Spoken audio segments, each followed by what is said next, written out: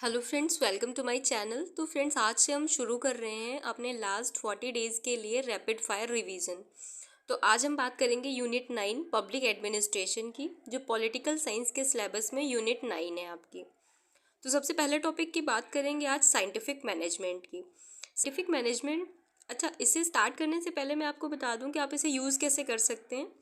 पूरे दिन की पढ़ाई के बाद अगर आप चाहते हैं कि एज अ क्रिस्प पूरा होल सिलेबस आपके सामने से होकर गुजर जाए बस एक रैपिड स्पीड में, तो आप इसकी स्पीड बढ़ाकर घटाकर एज वेल जैसा आपको अपने यूजर्स के अकॉर्डिंग ठीक लगे, आप इसका एक रैपिड फायर रिवीजन कर सकते हैं। दिन भर की पढ़ाई के बाद जब आपको लगता है कि चलो एक सिंपल सी वॉक लेकर आते हैं, then add your headphone with you और बस फटाफट से अपनी वॉक कंप्लीट कीजिए और अपना एक रैपिड फायर दिन भर का रिवीजन भी कंप्लीट कर लीजिए। इसमें आपको विजुअल बहुत कुछ पढ़ने के लिए यहाँ अवेलेबल नहीं होगा, लाइक बहुत सारी स्लाइड्स नहीं मैं बना रही हूँ, बहुत ज़्यादा डेकोरेटिव कुछ अटेंटेटिव ऐड नहीं कर रही हूँ जो आपको अट्रैक्ट करे इस वीडियो के लिए। बट हाँ, अगर आप इसे पूरे ध्यान से सुन रहे हैं, साथ साथ आप लिख के रिवाइज कर सकते हैं और आप इसे ध्यान से सुनकर भी रिवीजन कर सकते हैं कि हाँ ये चीज़ें मुझे पता है, साथ साथ बोल भी सकते हैं जिससे आपका रिवीजन भी हो जाए। चलिए तो स्टार्ट करते हैं इसे। सो फर्स्ट ऑफ ऑल आपका टॉपिक है साइंटिफिक मैनेजमेंट। साइंटिफिक मैनेजमेंट जो वर्ड दिया था, इस टर्म को कॉइन किया है लुइस ब्रांडीज ने 1910 में। कभी कभी इसका ईयर भी पूछ लिया जाता है। तो 1910 में लुइस ब्रांडीज ने इस टर्म को कॉइन किया था। लेकिन साइंटिफिक मैनेजमेंट की जो थ्योरी है, जो ये कॉन्सेप्ट है, इसे पॉपुलर करने का जो श्रेय जाता है वो जाता है F.W. टेलर को। इसमें जो फोकस है वो है फैक्चुअल और एनालिटिकल इन्फॉर्मेशन में। इसको मैन एज अ मशीन समझा गया है, एक मशीन की तरह उससे यूजेस लेने की कोशिश की गई है। कहीं ना कहीं एज अ मशीन उसे कंसीडर करके इस थ्योरी को बिल्डअप किया गया था। तो आइए समझते हैं इसके बारे में। सबसे पहले तो आप ये समझिए कि इसके यूजेस जो हैं वो घर पर, चर्च में, एनजीओ में, स्कूल्स में, यूनिवर्सिटीज़ में, जहाँ पर भी आप एक डिसिप्लिन्ड वे में बहुत ही स्ट्रिक्ट रिजिड होकर चीज़ों को करना चाहते हैं, वहाँ पर आप इसे यूजेस में ला पाते हैं। बट इन रियलिटी थोड़ी फ्लेक्सिबिलिटी चाहिए। टेलर ने साइंटिफिक मैनेजमेंट के 4 प्रिंसिपल्स दिए हैं, जिन्हें इन शॉर्ट में समझते हैं। सबसे पहला science, not rule of thumb. Next training. Third है कोऑपरेशन और फोर्थ है डिवीज़न ऑफ वर्क। शॉर्ट में इसे समझ लेते हैं। Science not rule of thumb का मतलब है कि हर चीज़ को साइंटिफिक लेना है, ना कि एक ट्रेडिशनल वे की तरह।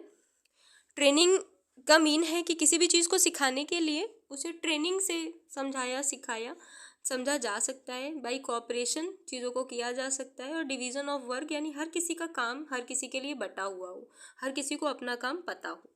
तो एक बार रिवाइज कर लेते हैं। 4 प्रिंसिपल्स ऑफ मैनेजमेंट है, वो है training, science, not rule of thumb, cooperation, division of work. आगे देखते हैं। इसका जो सबसे पहला कॉन्सेप्ट है वो ये है कि फंक्शनल फोरमैनशिप का। फंक्शनल फोरमैनशिप कहती है कि किसी भी फंक्शन को करने के लिए हमें 4 पर्सन्स की ज़रूरत होती है जो इसे मैनेज करते हैं।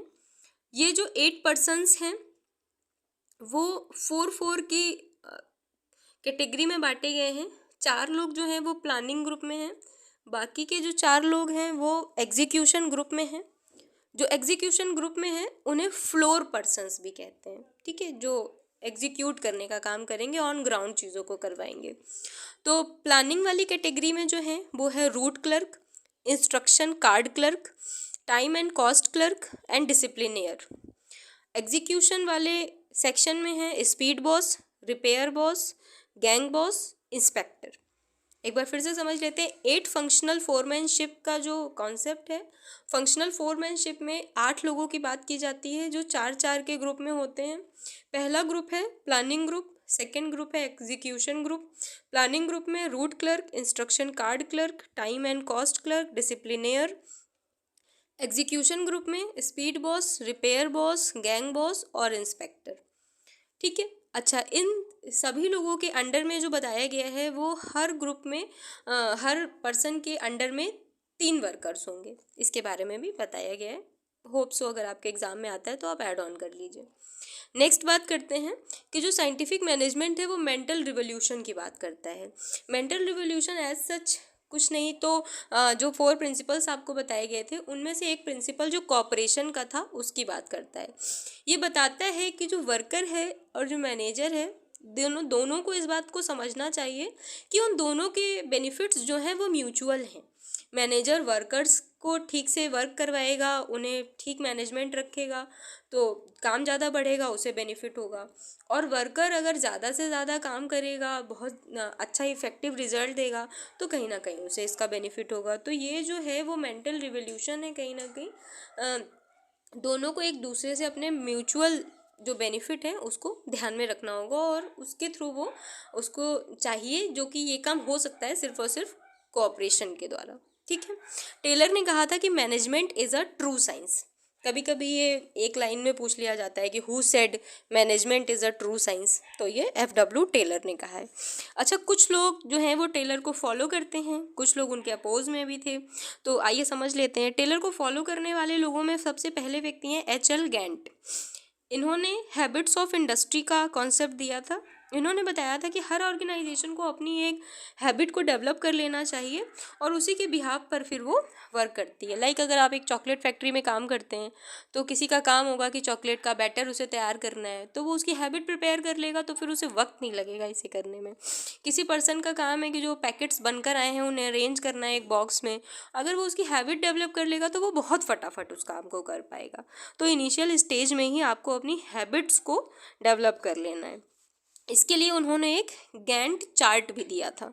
तो गैंट चार्ट जो है वो रिलेटेड है HL गैंट से। नेक्स्ट पर्सन है गिलबर्ट। गिलबर्ट जो है वो FW टेलर के बहुत नज़दीकी थे और इन्होंने फ्लो प्रोसेस चार्ट दिया है।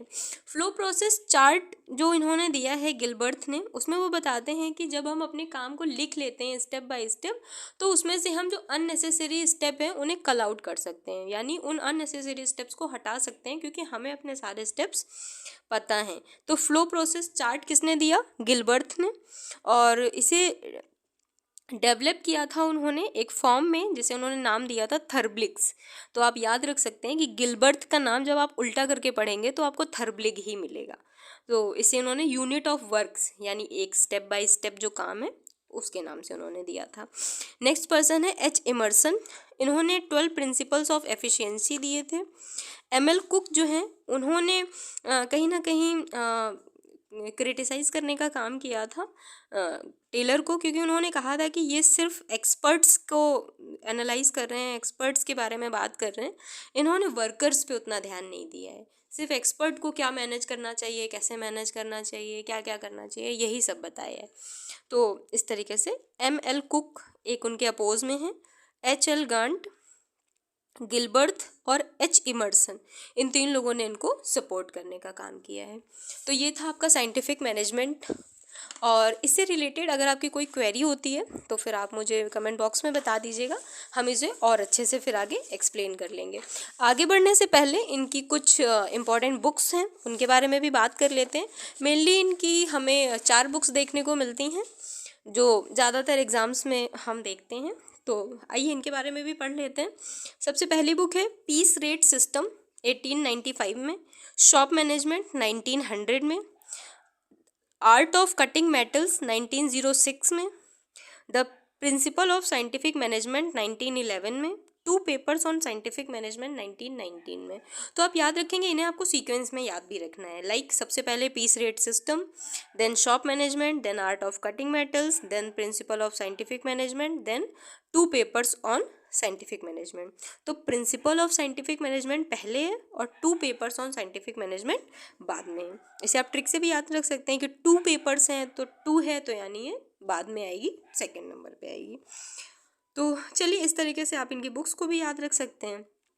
एक छोटी सी बात आपको और याद रखनी है कि जो साइंटिफिक मैनेजमेंट है उसके कुछ खास फीचर्स हैं। लाइक जैसे इन्होंने काम को पीस रेट सिस्टम में बताने की कोशिश की है। लाइक किसी पर्सन को घंटों के हिसाब से पैसे ना दिए जाएं, जबकि उसके बनाए गए पीसेस के बिहाफ पर। लाइक कि एक पर्सन दिन में 8 घंटे काम करता है और उसे 100 रुपये मिलेंगे, इसकी बजाय आप उससे बोल दें कि और वो दिन भर में काम करके 100 पीस तैयार करता है और उसे 100 रुपये मिल जाते हैं। तो अगर आप उस पर्सन को बोल दें कि वो दिन भर में जितने पीस बनाएगा उसके हिसाब से उसे पैसा मिलेगा। तो आप देखेंगे कि फिर उसकी स्पीड हो सकता है 105 110 भी पहुंच जाए, क्योंकि उसे पता है कि वो जितने ज़्यादा पीस बना लेगा उसे उतने ज़्यादा पैसे मिल जाएंगे। तो ये डिफ्रेंशिएट करता है पीस रेट सिस्टम के बारे में बात करके, और ये ज़्यादातर रिस्पॉन्सिबिलिटी मैनेजर्स को देते हैं और मैन को एज अ मशीन कंसीडर करते हैं। और ये जो एनालिसिस बेस्ड है time, motion, work flow, tools और इम्प्लीमेंटेशन पे। चलिए अगली बात करते हैं वेबर्स के आइडियल टाइप ऑफ ब्यूरोक्रेसी की, यानी मैक्स वेबर ने जो ब्यूरोक्रेसी की थ्योरी दी है उसके बारे में बात करते हैं। सबसे पहले ये जो थ्योरी दी है वो उन्होंने 1921 में दी है, और याद करिए कि जो टेलर ने अपनी थ्योरी दी थी वो 1911 में दी थी, यानी 1911 के ठीक 10 साल बाद 1921 में आती है ब्यूरोक्रेसी थ्योरी। और जो साइंटिफिक मैनेजमेंट का वर्ड दिया था लुइस ब्रांडीज ने, वो दिया था 1910 में। ईयर्स को भी साथ साथ याद रखना है आपको। चलिए बात करते हैं वेबर्स की जो ब्यूरोक्रेटिक थ्योरी है उसमें उन्होंने 3 टाइप की अथॉरिटीज़ के बारे में बताया है, जो कि हैं ट्रेडिशनल, करिस्मेटिक और रीजनल लीगल। ठीक है, ट्रेडिशनल इट मीन्स आप समझ सकते हैं कि जो ट्रेडिशनल वे में चीज़ें चलती हैं पारंपरिक तरीके से। करिस्मेटिक वे बात करता है कि जब चीज़ें आप एक चमत्कारी रूप में करना चाहें या एक अलग तरीके से करने की कोशिश करें। और रेशनल लीगल जहाँ पर आप कहीं ना कहीं रेशनैलिटी के साथ चीज़ों को करने की कोशिश करते हैं। इसके कुछ खास फीचर्स को समझते हैं और इसके बारे में समझने की कोशिश करते हैं। लाइक सबसे पहले बात करते हैं कि देखिए ये जो है वो प्रैक्टिकल वे में बातें करता है। लाइक जो सिस्टम होगा वो मेरिट बेस्ड होगा, करियर ओरिएंटेड होगा, हायरार्की होगी किसी काम को करने के लिए। हर काम को करने के लिए कुछ स्पेशलाइजेशन वाले होंगे, लाइक इंजीनियरिंग का काम इंजीनियर्स को दिया जाएगा, जो डॉक्टर्स का काम है वो डॉक्टर्स को ही दिया जाए, हर एक स्पेशलाइजेशन का काम ही उसके एक्सपर्ट को दिया जाए। डिवीज़न ऑफ लेबर की भी बात करते हैं ये, जिसमें बताते हैं कि हर काम को डिफ्रेंशिएट किया जाए कि किस व्यक्ति का कौन सा काम है। इसके साथ में रिलेटेड कुछ अदर पर्सन्स भी हैं जो कहीं ना कहीं ब्यूरोक्रेसी थ्योरी से रिलेटेड माने जाते हैं। सबसे पहला नाम है रॉबर्ट मिशेल्स का, नेक्स्ट है हीगल और थर्ड है मार्क्स। ठीक है, मार्क्स जो थे वो ब्यूरोक्रेसी के बिल्कुल अपोज में थे और इन्होंने कहा था कि जो ब्यूरोक्रेसी है वो फॉर्म ऑफ क्लास डोमिनेशन है। जो अपर क्लास है वो लोअर क्लास पे, या जो हैव्स हैं वो हैव्स नॉट पे हमेशा अपना डोमिनेशन रखना चाहते हैं। तो आइए बात करते हैं अगली थ्योरी की, जो कि है ह्यूमन रिलेशन थ्योरी, जिसे दिया था एल्टन मेयो ने। इसे बिहेवियरल थ्योरी भी कहते हैं। ठीक है, इसके बारे में समझते हैं।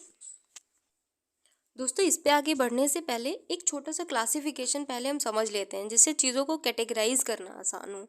जिसमें क्लासिकल थ्योरी आती है। सबसे पहले क्लासिकल थ्योरी में हम जिन लोगों की बात करते हैं उसमें आते हैं आपके हेनरी फेयोल, लूथर गुलिक, उर्विक, मूने और रेले। ये 4 मेन लोग हैं जो क्लासिकल थ्योरी को डिफाइन करते हैं। जिनमें से सबसे पहले व्यक्ति जो हैं वो हेनरी फेयोल हैं, और हेनरी फेयोल को फादर ऑफ क्लासिकल थ्योरी भी कहते हैं। ठीक है, हम ट्रेडिशनल से स्टार्ट करेंगे और मॉडर्न तक जाएंगे। तो सबसे पहले क्लासिकल थ्योरी के जो फादर बोले जाते हैं वो बोले जाते हैं हेनरी फेयोल। इन्होंने इनसे रिलेटेड एक जो बहुत फेमस क्वेश्चन है वो ये है कि पब्लिक प्राइवेट एडमिनिस्ट्रेशन में इन्होंने डिस्टिंक्शन नहीं किया, कोई भेद नहीं किया। इनकी फेमस बुक्स कुछ लर्न कर लेते हैं। मैं आपको सारी बुक सीक्वेंस में बताऊंगी ताकि याद करना थोड़ा सा आसान हो। सबसे पहले जनरल प्रिंसिपल ऑफ एडमिनिस्ट्रेशन 1908 में, जनरल एंड इंडस्ट्रियल मैनेजमेंट 1916 में, the administrative theory of state 1923 में। और इन्होंने कुछ खास चीज़ों के बारे में भी बताया। लाइक सबसे पहला इनका जो एलिमेंट्स ऑफ एडमिनिस्ट्रेशन है POCC इन्होंने दिया, जिसमें P का मतलब प्लानिंग, O का मतलब ऑर्गेनाइजिंग, पहले C का मतलब है कमांडिंग, नेक्स्ट का कोऑर्डिनेटिंग और थर्ड C का मतलब है कंट्रोलिंग।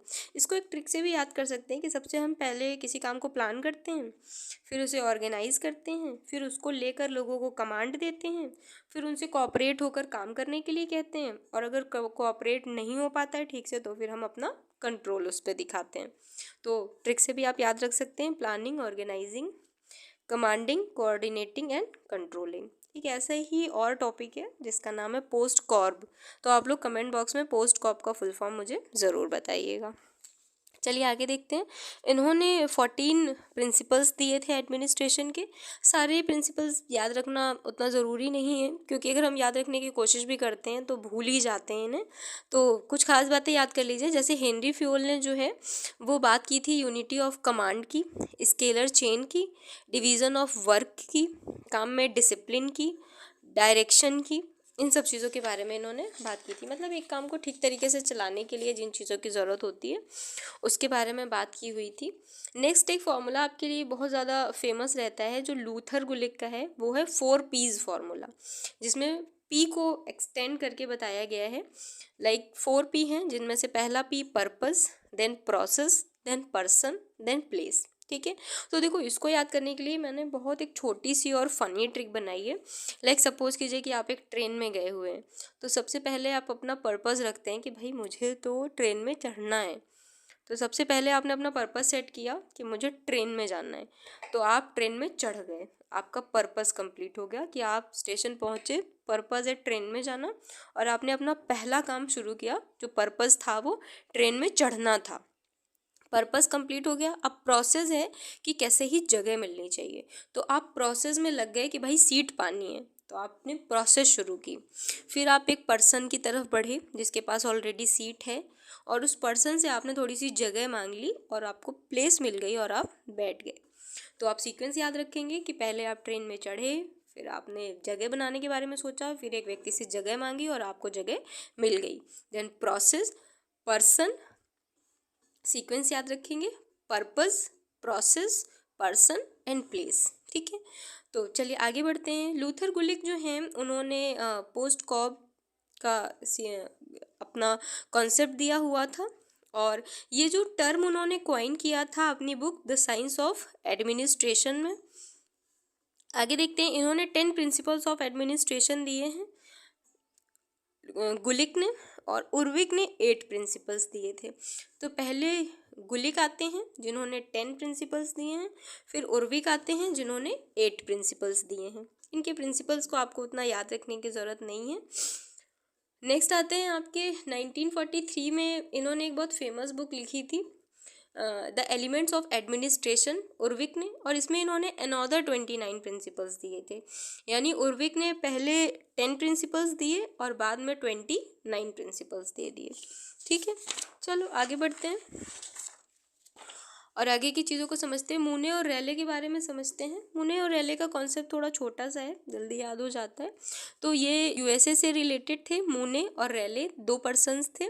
ये एक इंडस्ट्री थी इनकी जिससे रिलेटेड ये वर्क अपने देखते थे, और इसके बिहाफ पर इन्होंने पहले अपनी एक बुक लिखी ऑनवर्ड इंडस्ट्री, जो क्लासिकल थ्योरी से रिलेटेड थी, और ये 1931 में इन्होंने लिखी। बाद में इन्होंने 1939 में इसी बुक को एक नया टाइटल दिया, वो था द प्रिंसिपल ऑफ ऑर्गेनाइजेशन। इन्होंने 4 कॉन्सेप्ट्स दिए हैं ऑर्गेनाइजेशन के। तो पहला प्रिंसिपल है coordination, next scalar process, third functional differentiation, next है लाइन एंड स्टाफ। तो ये एक अकेले इंसान थे जिन्होंने लाइन एंड स्टाफ की बात की थी। तो ये इनकी स्पेशलिटी आपको याद रखनी है। इनके 4 ही प्रिंसिपल हैं, ईजिली याद हो जाएंगे, coordination, scalar process, functional differentiation, line and staff. चलिए आगे बढ़ते हैं और अब बात करते हैं उन लोगों की जिन्होंने क्लासिकल थ्योरी को क्रिटिसाइज़ किया। जी हाँ, 2 फेमस नाम जो सबको याद रहते हैं, रटे रहते हैं। कुछ उनकी स्पेशल फैक्ट्स के बारे में बात करेंगे।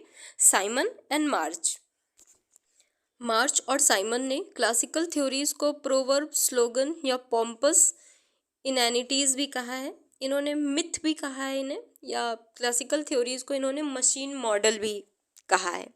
तो इनमें से कोई भी वर्ड अगर आपके एग्ज़ाम में आता है तो आप समझ जाइएगा कि ये मार्च और साइमन से ही रिलेटेड है। साइमन का पूरा नाम हर्बर्ट साइमन है। ठीक है, आगे देखते हैं। अब बात करते हैं, एक नेक्स्ट स्टेप की तरफ चलते हैं, थोड़ी सी बिहेवियरल थ्योरी जहाँ से आने लगती हैं।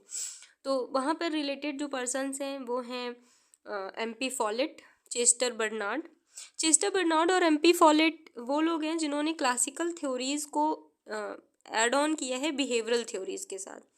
थोड़ा प्रैक्टिकल वे में चीज़ों को बताया है। और ये पूरी तरह से ह्यूमन सेंट्रिक हो गई हैं एल्टन मेयो के टाइम पे। एल्टन मेयो ने तो अपनी थ्योरी ही दी है, ह्यूमन रिलेशन थ्योरी। तो आइए एक एक करके इनके बारे में भी समझते हैं। सर, हर किसी का आपको एक बेसिक कॉन्सेप्ट पता होना चाहिए कि कौन सा व्यक्ति मेनली किस बारे में बात करता है। तो रिलेटेड फैक्ट अगर आपने नहीं भी पढ़े हैं तो आप उन्हें गेस कर सकते हैं अच्छे से। तो आइए समझते हैं एमपी फॉलेट के बारे में।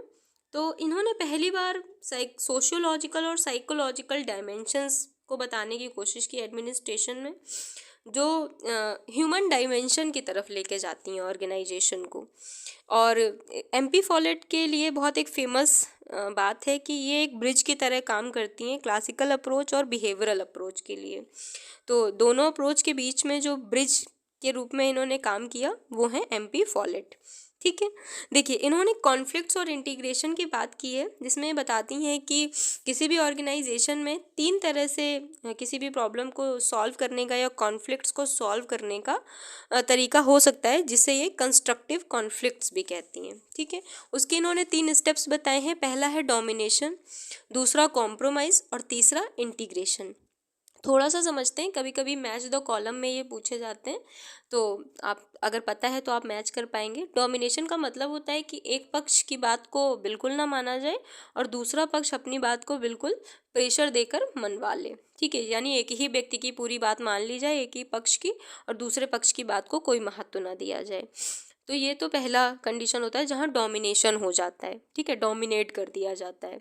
नेक्स्ट होता है कॉम्प्रोमाइज़, यानी चलो कुछ हम अपनी बातें छोड़ते हैं, कुछ तुम अपनी बातें छोड़ो, और दोनों मिलकर आपस में समझौता कर लेते हैं। लेकिन एमपी फॉलेट मानती हैं कि यहाँ पर भी कहीं ना कहीं अपनी अपनी इच्छाएं या अपने अपने पॉजिटिव थॉट्स जो हैं वो दब के रह जाते हैं, तो उन्होंने इसको भी उतनी प्रायोरिटी नहीं दी है। लास्ट में आता है इंटीग्रेशन, यानी मैं भी अपनी सारी बातें रखूं, सामने वाला भी अपनी सारी बात रखे, और हम दोनों मिलकर एक बीच का रास्ता निकालें जो पूरी तरह से हमारी सहमति से बनकर आए। तो ये वाला पार्ट जो है उसे वो सबसे बेस्ट पार्ट मानती हैं कि इंटीग्रेशन ही किसी कॉन्फ्लिक्ट को सॉल्व करने का सबसे बेस्ट मेथड है। बाकी इन्होंने 3 कॉन्फ्लिक्ट्स के मेथड बताए हैं। पहला domination, then compromise, then integration. I hope आप सब समझ पाएंगे।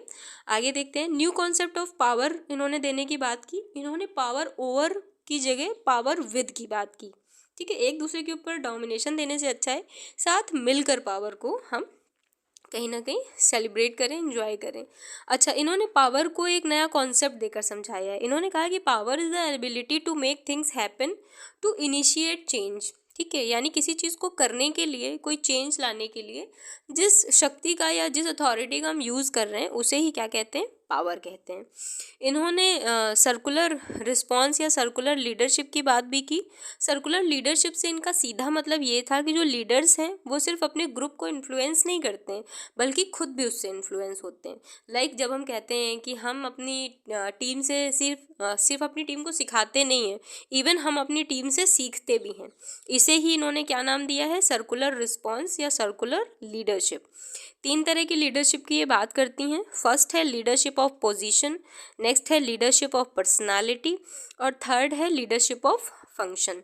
शॉर्ट में समझ लेते हैं। लीडरशिप ऑफ पोजीशन का मतलब है कि जब आपको किसी पोजीशन की वजह से कोई पावर दी जाए तो वो लीडरशिप ऑफ पोजीशन हो जाती है। जब आप अपनी पर्सनालिटी की बेस्ट होने की वजह से वो लीडरशिप को सस्टेन करें तो वो लीडरशिप ऑफ पर्सनालिटी हो जाती है, और जब आप पोजीशन और पर्सनालिटी दोनों की वजह से उसे होल्ड करते हैं तो उसे लीडरशिप ऑफ फंक्शन कहते हैं। ठीक है, इनकी कुछ फेमस बुक्स हैं, उन्हें भी लर्न कर लीजिए।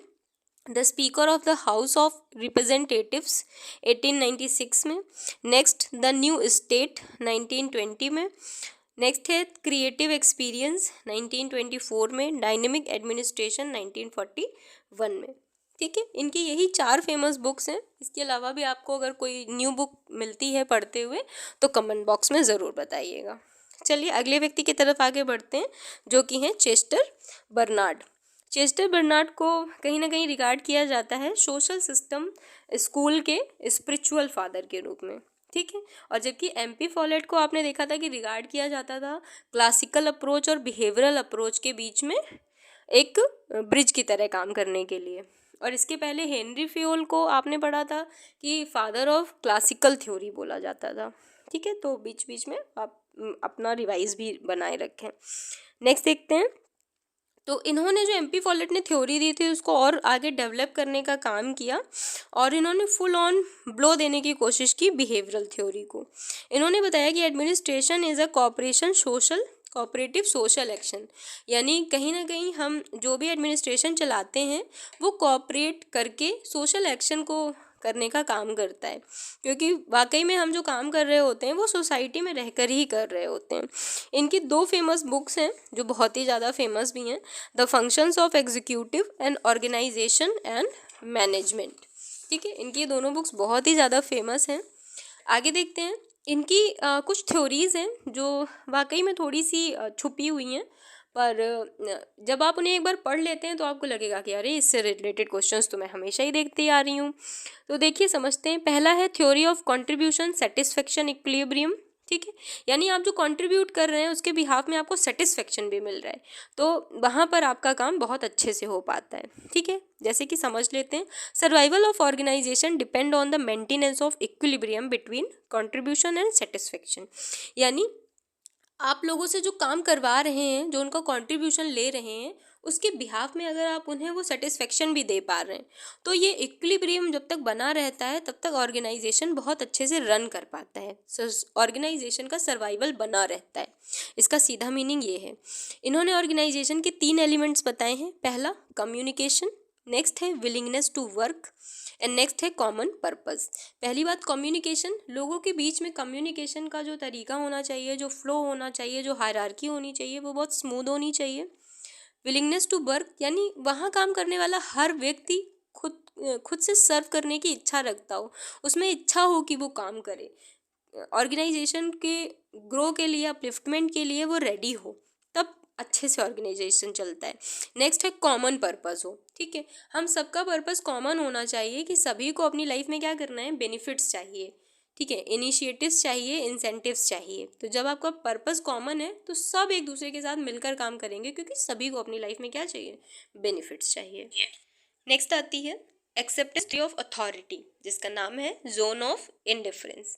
जोन ऑफ इंडिफरेंस का मीन होता है कि जब कोई high officer, higher authority subordinates को कोई ऑर्डर देती है तो वो जोन ऑफ इंडिफरेंस में नहीं जाना चाहिए। अब जोन ऑफ इंडिफरेंस क्या होती है ये समझ लेते हैं। लाइक जो ऑर्डर सबऑर्डिनेट को दिया जा रहा है वो उसकी क्राइटेरिया से बाहर ना हो। लाइक अगर वो पर्सन है सिर्फ साफ़ सफाई करने वाला, बाज़ार जाके चीज़ें लाने वाला, तो आप उससे ये नहीं कह सकते हो कि चलो एक कॉन्फ्रेंस ऑर्गेनाइज करो, या फिर आप उससे कोई पर्सनल वर्क नहीं कर सकते हैं कि जाओ अच्छा मेरे घर के लिए सब्जियां ले आओ, जाकर जाओ अच्छा ऐसा करो मेरे बच्चों को स्कूल छोड़ाओ। तो ये जोन ऑफ इनडिफरेंस है, यानी आपके जो पर्पज़ हैं वो डिफरेंस में नहीं जाने चाहिए, सेम पर्पज़ होने चाहिए। जैसे कि आपने अभी पढ़ा कि ऑर्गेनाइजेशन का 3rd एलिमेंट यही था, कॉमन पर्पस होना चाहिए। तो अगर आप उससे सिंपली ये कहेंगे कि देखो जो प्रिंटर है उसका कार्टेज ख़त्म हो गया है, तो वो फॉरेन मार्केट से जाएगा और जाकर ले आएगा, क्योंकि ये बात उसे समझ में भी आ रही है, उसको समझ में भी आना चाहिए जो ऑर्डर उसे दिया जा रहा है, तो ये बात उसे समझ में भी आ रही है और ये उसके काम में भी आता है, तो वो सिंपली जाकर इस काम को करेगा, क्योंकि ये ऑर्गेनाइजेशनल वर्क है। तो आई होप आप ये भी समझ पाए होंगे कौन सा वर्क जोन ऑफ इंडिफरेंस में आता है और कौन सा नहीं आता है। नेक्स्ट आगे हम एक्सप्लेन करेंगे ह्यूमन रिलेशन थ्योरी को, एल्टन मेयो के सारे एक्सपेरिमेंट्स को, और उसके बाद हम बात करेंगे बिहेवियरल थ्योरी में जो आपके कुछ थिंकर्स हैं like David Easton, Chris Argyris, McGregor, जो बहुत ही ज़्यादा फेमस हैं, इनसे रिलेटेड क्वेश्चन बहुत ज़्यादा आते हैं, रेनिस लिकर्ट को, उनके स्केल को, इनके बारे में भी थोड़ी थोड़ी सी चर्चा करेंगे। उसके बाद decision making theory, incremental theory, इन्हें भी हम नेक्स्ट वीडियो में समझेंगे। तो आई होप आपको ये वीडियो पसंद आया होगा। ऑडियो है बट हेल्पफुल है आपके लिए। Thank you.